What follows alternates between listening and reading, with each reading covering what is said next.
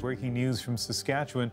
The RCMP is now confirming deaths after a tractor trailer collided with a bus. Within hours, news organizations, including the CBC, began continuous coverage. Special coverage of the accident that saddened a province.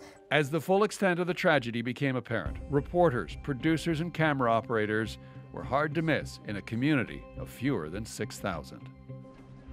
I'm a hockey mom, and it's heartbreaking. I can't imagine what the moms are feeling, the parents, the dads. Asking questions and competing for access is a core function of journalism.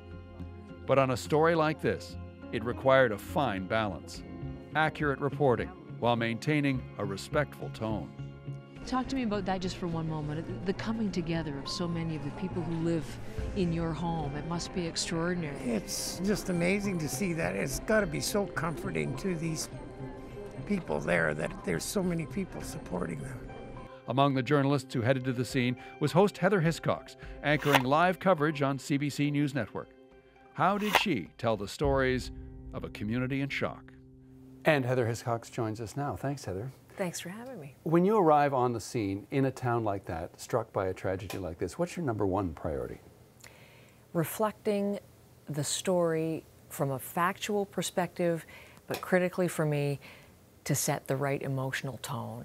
And I almost think that that's the most important thing that I do.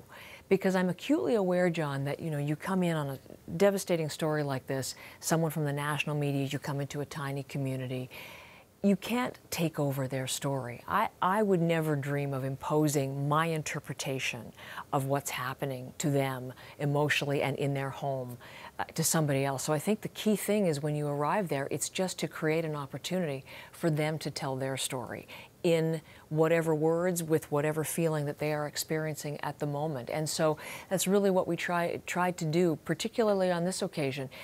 Put on microphones to see the mayor, for example, in action, so you could really hear what he was saying, what he was doing. So I wasn't just talking about, oh, the mayor's doing this and says this and feels this. You saw his emotion, you saw him interacting with the people of his community. So I've had the privilege, really, but also the very sad circumstance of covering a lot of these tragedies in many small communities in the country, and that's really always been what I've tried to do. Let the people tell the stories for themselves and show and have an outlet for the emotion as they are experiencing it. But that's the balance. What are the mechanics of that balance? In other words, as you say, something as mundane as putting on a microphone is an imposition on someone. You have deadlines. You have, if you're going live, you've got a producer in your ear telling you that time's running out. So how do you do the professional, the nuts and bolts, and still maintain that human connection? If you lose the human connection, you probably shouldn't be covering a story like this, I would say. I mean, you have to keep it front of mind, top of mind, because the job of the journalist, you have to realize, I think, this is not your story, this is not your loss, this is not your sadness, but you have to reflect that honestly, faithfully, and as I said, in a tonally appropriate way. So even though you're pressed for time, you can't rush somebody like that. For example, the day of the horrible misidentification situation, I was literally just about to interview Kevin Geringer, the president of the Humboldt Broncos, and he was on the phone with someone who was obviously telling him the news. Now, I actually thought it was the 16th death, but who could have ever interpreted that this would be this? And he just blanched, and it was obviously horrible news, which obviously for a journalist, what is that news? I just said, take a few minutes. We're not going to talk about that. I can't, you can't force anybody in that situation, the same way as you can't force anybody to tell the story of a lost loved one.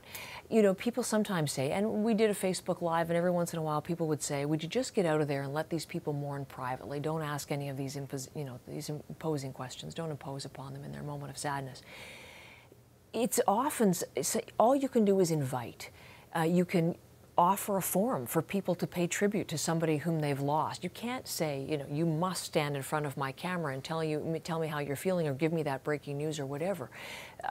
But you can create an environment which is human, which is open to them, which is understanding, which is empathetic, and make it comfortable for them to feel like if they want to come forward and tell their story, they can tell it to you. Well, let's talk about that, because you were covering it in the field. I was covering it here for CBC News Network, and talking to parents whose children had survived, but in one case paralyzed from the waist down. And at one point I was interviewing the dad, saying to myself, why is he willing to talk? You must have asked yourself that more than once out there. Well, I did. And actually, I'm not sure that I would be so forthcoming if the circumstances were reversed. But it's really an extraordinary thing that people, given the correct environment, again, if you come up to them and just throw a microphone in their face, of course they're going to shut down. But if you give them some time to think and to reflect, oftentimes, as we saw, for example, with Evan Thomas, his father came forward, and as you said, the Strasnitsky family, very quick to talk about their son and the immediate change in his life in that moment, paralyzed likely for life. If you just give them time and again create that welcoming atmosphere, they want you to know what's happened to their son or daughter or whomever. They want to pay tribute.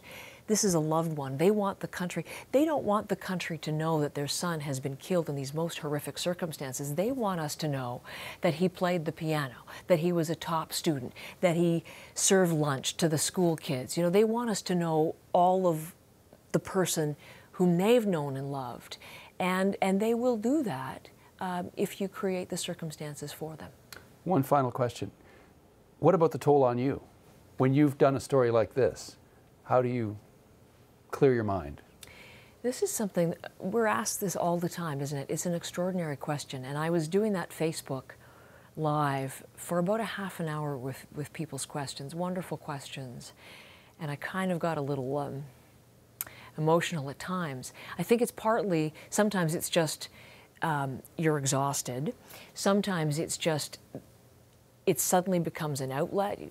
Somebody's asked you a question that really touches emotion, and that's a moment for you, and then it comes to the fore. The point that I was making earlier about you have to constantly keep in your mind that as sad as this is, it's not your sadness, and you have to relay that. It's your job to be able to relay that faithfully, but you can't take the humanity out of covering a story like this. You can't be an automaton in a situation like this, so you just have to put almost like a filter, and you become although you keep your own core humanity, you have to you assume a persona in order to do the job, I think, properly and faithfully. But that's not to say when you don't go back to the hotel at night and think about what you've seen and heard the stories that you've heard and reflect on your own potential connections to something like that. There are sad times, for sure. Thanks for bringing all the times to us, Heather. Appreciate your time. Thanks, John. Cheers.